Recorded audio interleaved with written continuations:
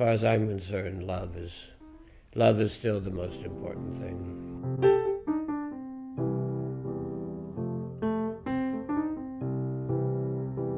He would create these big sculptures in the public so that people can kind of walk around and touch and feel and sit on and take pictures with these sculptures that you wouldn't normally be able to do in a museum.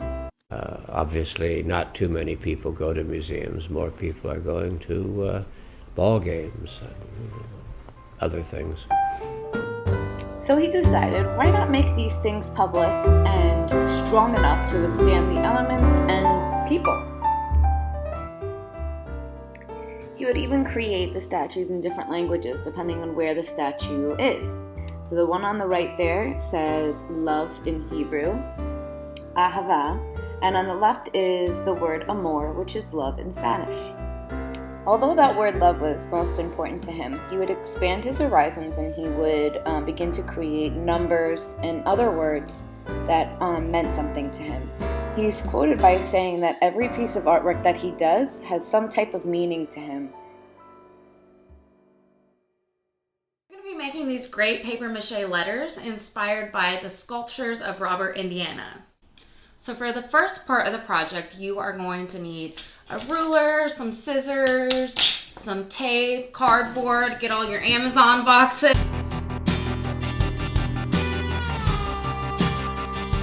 First, you want to draw out your letter on a piece of cardboard using a ruler if you want to.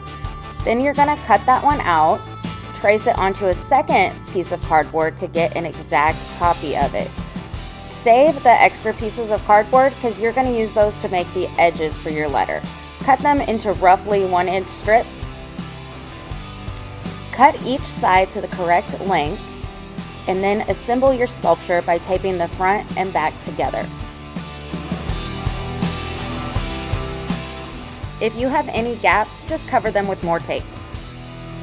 For this next part of the project, you're going to need some newspaper, glue, and some water in a cup that you don't really care about. The recipe to make the paper mache is 50% glue and 50% water.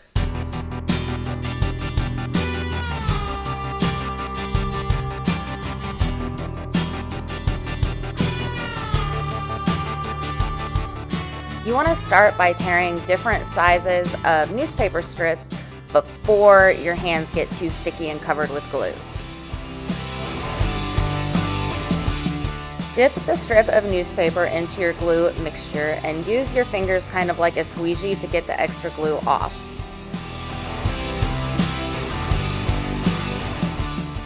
Now you're going to smooth each strip of newspaper onto your letter.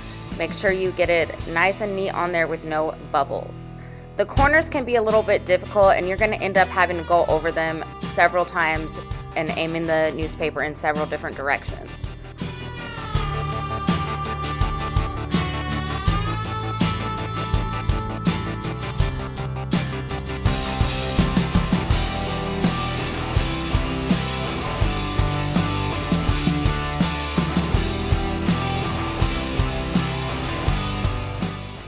Inside corners can be covered by folding the newspaper in half and then pressing the crease down into the corner.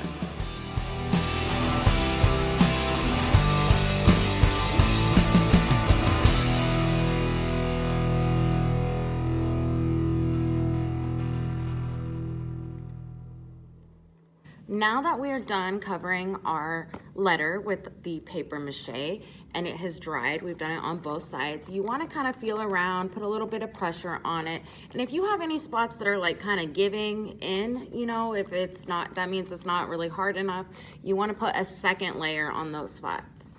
Once you're 100% happy with the way that your letter is, it is time to decorate it. So you're gonna wanna gather up your paint, your brushes, your water, some paper towels before you get started. I suggest putting a layer of white paint down first so that the newspaper does not show through your design. Remember that sculpture is meant to be viewed in the round, so you're gonna wanna paint the front, the back, along with the sides.